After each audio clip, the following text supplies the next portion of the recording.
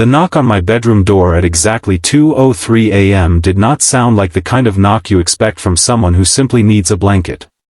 It was soft, hesitant, almost frightened. And for some reason, before I even opened the door, something deep inside my chest tightened as if my instincts were trying to warn me that this night was about to change everything. I had only known my new roommate for less than 24 hours. Her name was Lila. She had moved into the spare room of my small apartment that afternoon, carrying 2 old suitcases and a tired smile that looked like it had survived too many storms. She didn't talk much while unpacking. She just thanked me politely, placed her books neatly on the shelf, and kept glancing at the window as if she expected someone to appear outside. At the time, I assumed she was just nervous about moving into a stranger's apartment.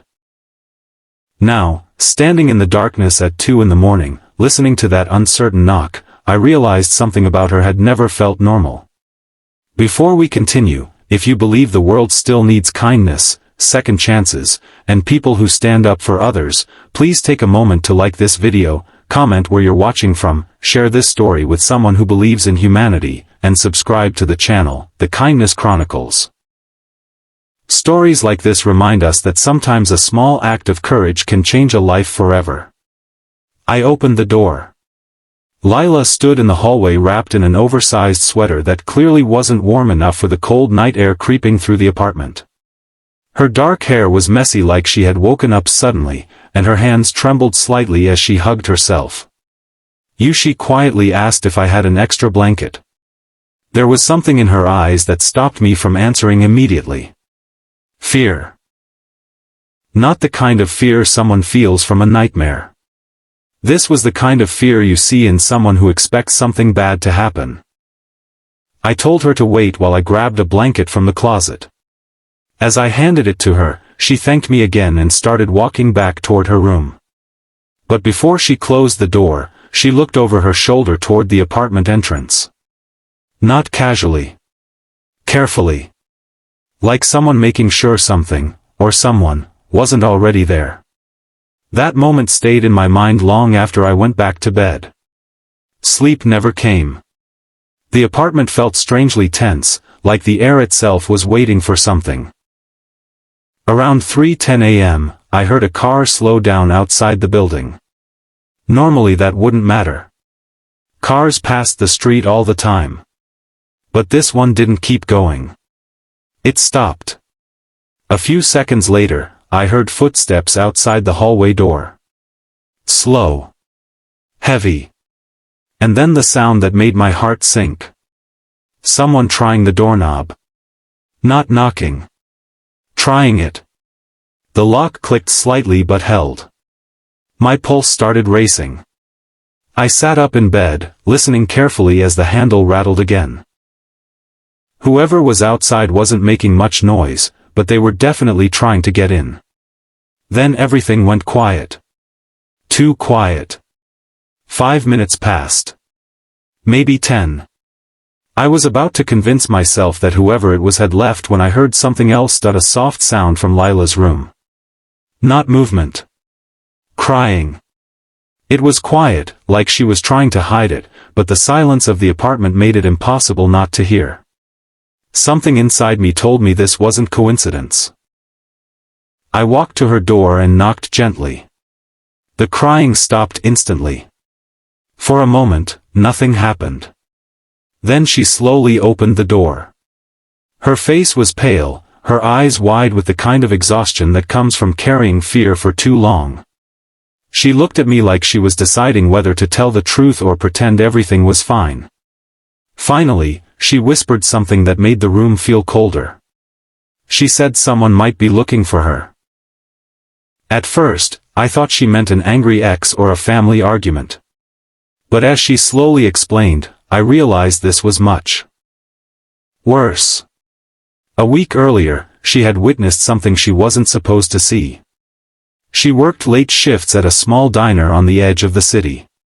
One night after closing, 2 men came in arguing loudly. They thought the place was empty, but she was in the back room finishing inventory. From behind the door she heard enough of their conversation to understand they were planning something illegal. Very illegal. They were talking about money transfers, stolen accounts, and someone they called the witness. When one of them suddenly opened the back door and saw her standing there, everything changed. They knew she had heard them. She ran out the back of the diner before they could stop her. The next day, strange cars started appearing near her apartment. Men she didn't recognize kept asking the landlord questions. That's when she packed her things and left. She found my listing online for a roommate and moved in immediately. She thought she had lost them. But tonight, when she heard that car stop outside, she knew they had found her again. I felt something heavy settle in my chest as the truth became clear. My new roommate wasn't just scared. She was being hunted. The realization hit me slowly but firmly. That man at the door earlier. He wasn't looking for an apartment. He was looking for her. For the next hour we sat in the living room with the lights off, listening for any movement outside. My brain kept racing through possibilities. Call the police? Maybe. But Lila explained that she had already tried once. Without proof, they couldn't do much more than file a report, and if the wrong person tipped those men off, things could become even more dangerous. The night stretched on painfully slow. Every sound outside made us freeze. Every passing car made her grip the blanket tighter. But something strange happened as the hours passed. Her fear slowly turned into exhaustion.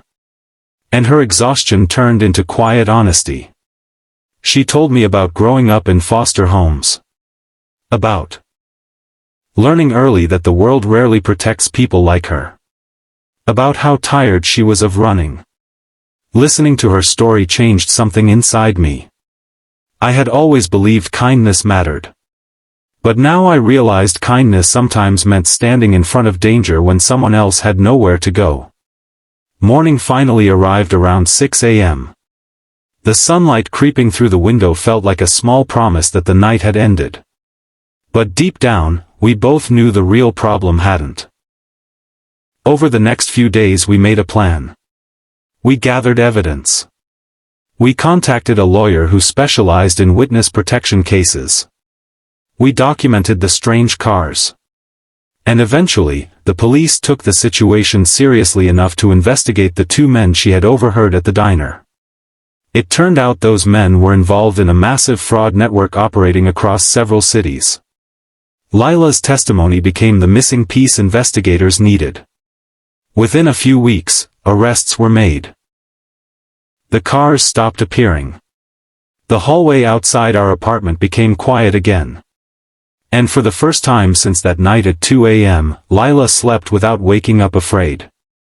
Months later, as we sat in the same living room sharing takeout food and laughing about something completely ordinary, she told me something I'll never forget. She said that when she knocked on my door asking for a blanket that night, she wasn't really asking for warmth. She was asking if someone would stand beside her.